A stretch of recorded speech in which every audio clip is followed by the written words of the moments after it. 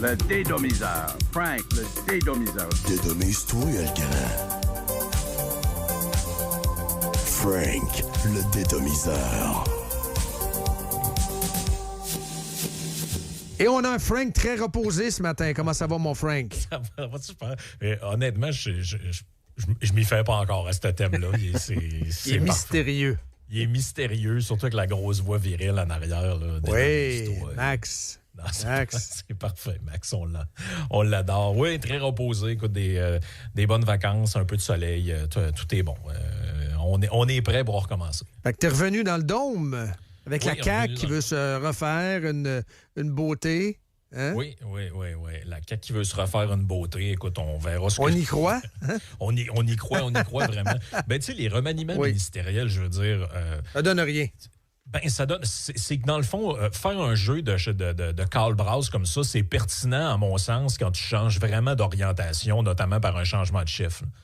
Tu sais, si tu arrives et tu dis, ben, regarde, le chef s'en va, il y a quelqu'un d'autre qui prend les rênes et cette personne-là amène avec elle sa garde rapprochée, puis on déplace des gens à des postes vraiment clés. Là, tu peux dire, OK, il y a une réorientation de la machine, puis c'est une autre gang qui prend qui prend le vol, qui met ses deux mains sur le volant finalement. Mais là, tu sais, le fait de savoir que c'est plus André Lamontagne qui va être ministre de l'Agriculture, je veux dire, y a-tu quelqu'un quelque part qui est comme OK, ouais, là, ça annonce qu'il va y avoir des gros changements. La plupart je veux dire, Madame Sylvie et Monsieur Bernard à l'ACOL, lui, il regarde ça. Zéro. Je ne sais même pas c'est qui André Lamontagne. Zéro. C'est ça la réalité. Ils sont à 11 % des sondages. Zéro. Ceux qui aiment le foie de veau, c'est plus que ça. Oublie ça. Puis je pense que tout le monde le dit, mais je pense que c'est absolument vrai. Là. Le fait d'annoncer ça à l'avance, c'est une catastrophe. Là. En fait, je comprends pas pourquoi ce parti-là n'est pas capable de planifier des rentrées parlementaires contrôlées. Ça fait 3 ans, là, depuis l'élection de 2022, ça fait 3 ans que leur rentrée parlementaire est une catastrophe. Si vous vous rappelez, tu as eu l'histoire de Jean Talon, tu as eu la démission de Fitzgibbon. À chaque rentrée, ils perdent le contrôle de l'agenda. Là, il y avait l'occasion de se fermer à la boîte puis d'arriver sans le dire à personne, puis de dire, regardez quoi, savez-vous quoi, on a changé, regarde, lui, puis là, lui, je le tasse, elle, je l'amène à telle place. Puis là, tu dis, OK, là, tu reprends un peu le contrôle. Ben non, faut qu'il l'annonce à l'avance. Il y a ça, mais la commission Galant aussi, ça n'a pas été de galanterie, hein? C'est sûr que ça a été un coup de jarnac.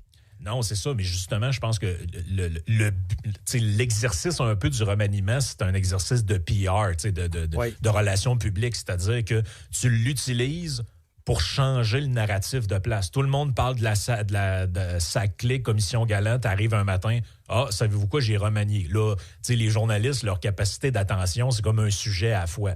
On l'a vu à l'international, quand il y a une guerre, c'est comme si on est capable d'en parler juste de une en même temps. Fait que là, si on parle un peu trop de ce qui se passe au Moyen-Orient, t'as Zelensky qui lève la main et dit « mais j'existe encore, moi, là. » Ben, c'est en politique nationale, c'est un peu pareil. On a une capacité d'attention limitée. Donc, ils le savent, ça, les politiciens. C'est pour ça que je comprends pas l'idée d'avoir télégraphié ça. C'est comme si le DG du Canadien dit « Savez-vous quoi, là? Dans 2 mois, je mets le coach dehors. » Mais tu fais pas ça. Tu le mets dehors, puis tu en engages un nouveau. Puis tu crées un effet de surprise. Tu choques tes joueurs. Mais d'entrée de jeu, tu as mis carrément le doigt dessus. C'est Legault qui doit partir.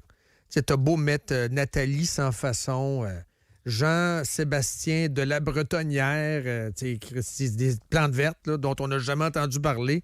Oublie ça, là. Ça lève pas. Non, mais il faut que lui s'en aille. C'est ça le vrai sujet de discussion. Puis même là, je te dirais que c'est quoi la CAQ? Lui s'en va. Mais la CAQ, c'est quoi? Tu sais, quand tu achètes un produit à l'épicerie, là, tu achètes du Tide.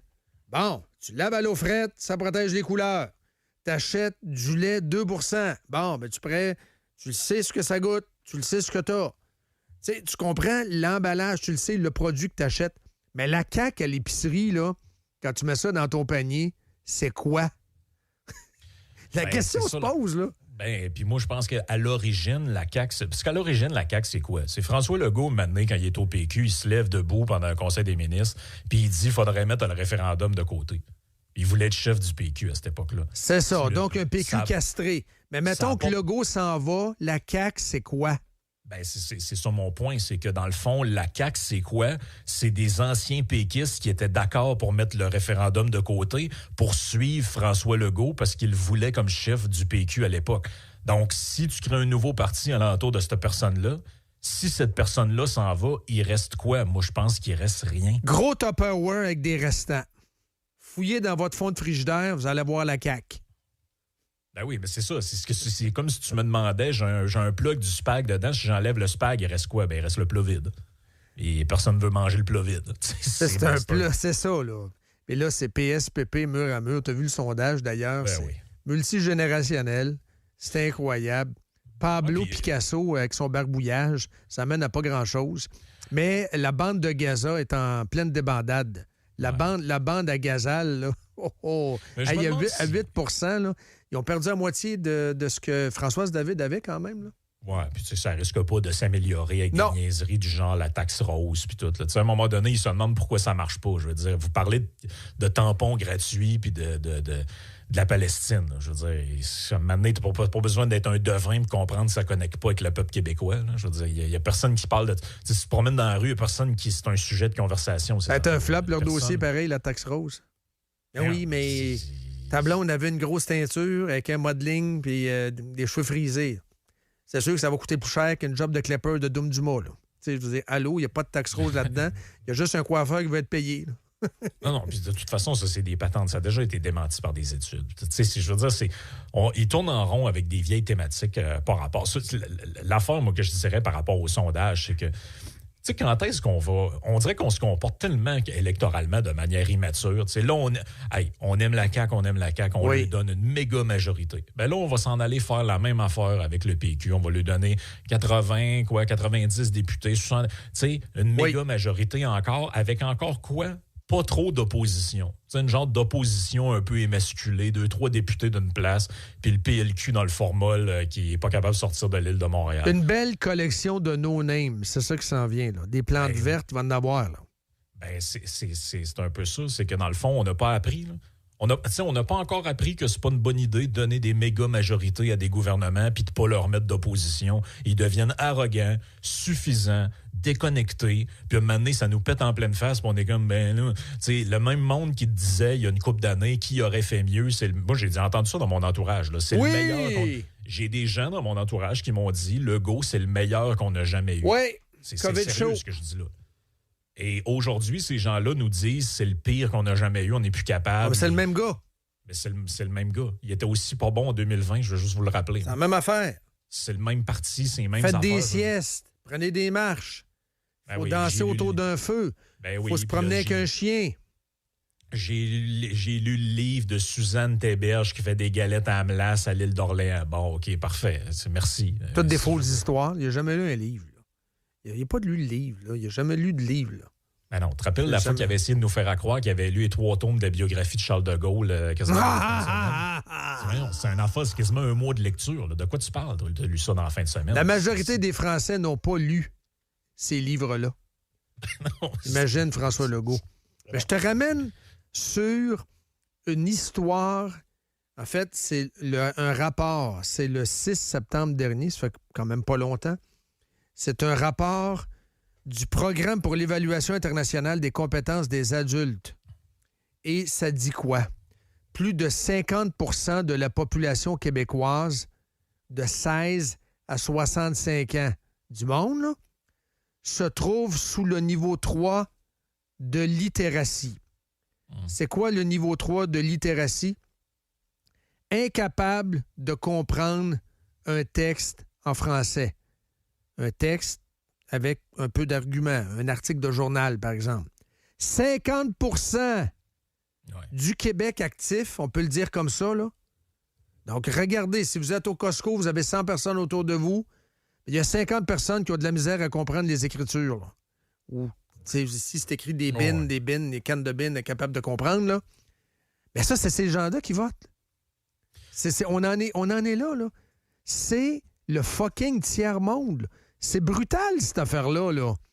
C'est le seuil à partir duquel, et là, je lis le texte, la personne est capable de lire des textes denses ou longs, d'interpréter ou de donner du sens aux informations.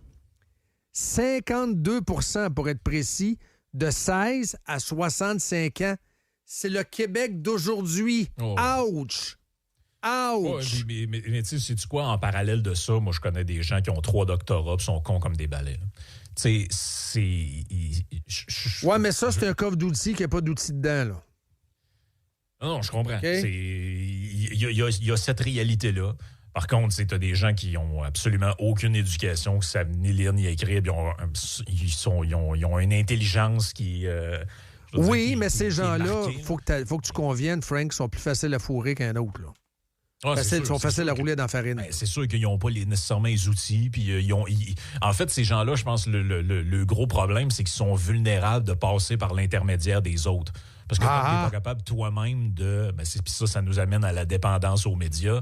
Puis c'est la raison pour laquelle ces gens-là détestent les réseaux sociaux, détestent les podcasts sur Internet, les médias d'opinion, puis tout ça, parce que ils n'acceptent pas, dans les grands médias, que des gens puissent passer à accéder à l'information sans leur intermédiaire, comme les curés d'autrefois. Là, oui. Fais-moi confiance, je vais te l'expliquer ce qui est écrit dans la Bible. J'ai besoin de mon panel de TVA pour comprendre.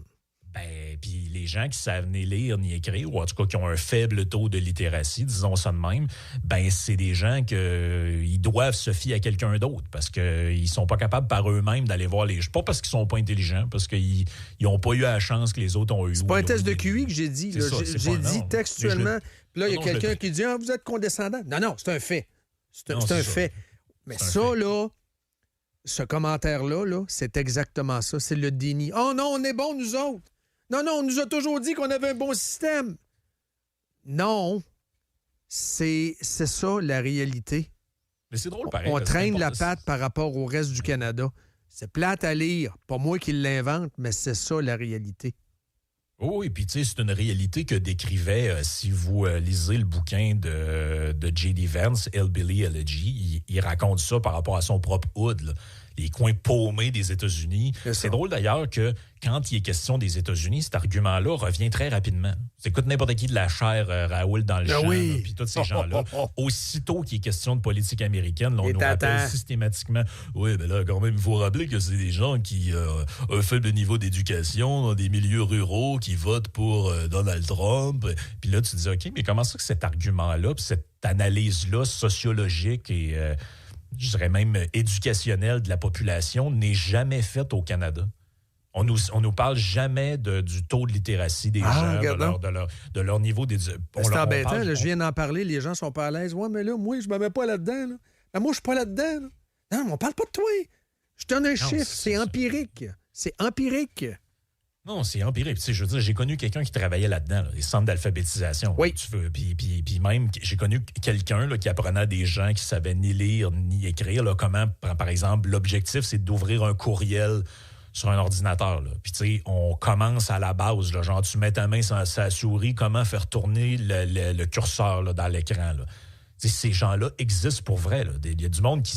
C'est sûr que si t'es pas comme ça, tu réalises pas que ça existe, mais ça existe. Là. Et c'est à ces gens-là que les politicos s'adressent quand ils mangent de la poutine.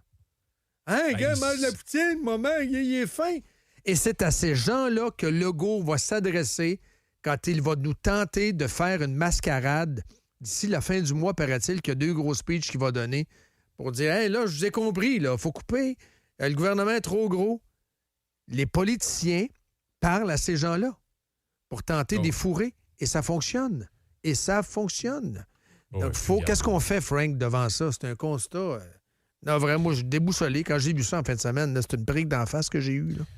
Ben, c'est parce que tu regardes ça et tu te dis, bon, OK, bonne nouvelle, le gouvernement qui est en place, les gens ont finalement fini par dégeler. Puis ça a pris du temps. Mais ça a pris du temps. Puis de 2, ils sont en passe de faire exactement la même erreur avec un nouveau gouvernement. Puis en passant, je dirais la même chose si c'était les conservateurs. Là. Ce serait pas brillant demain matin. Obtenez 3. Ben non. Puis on fait la même affaire avec Carney. Ils ont fait la même affaire avec Carney. À un moment donné, tu te dis... La gang à Carney, là, la gang de Zouf, là, qui disait c'est le diable, ça, Poilievre, c'est Trump. Ah oui. La madame là, dans le parking là, qui disait « J'aime mieux une dette que Poilievre. » Voilà. Cette madame-là, elle existe. Là. Voilà. Tristement. Et c'est sur ce triste constat qu'on va t'envoyer faire un beau podcast avec le chum Yann. Salut. Parfait, on se reparle. Juste du positif dans Moral Life. Salut, bye.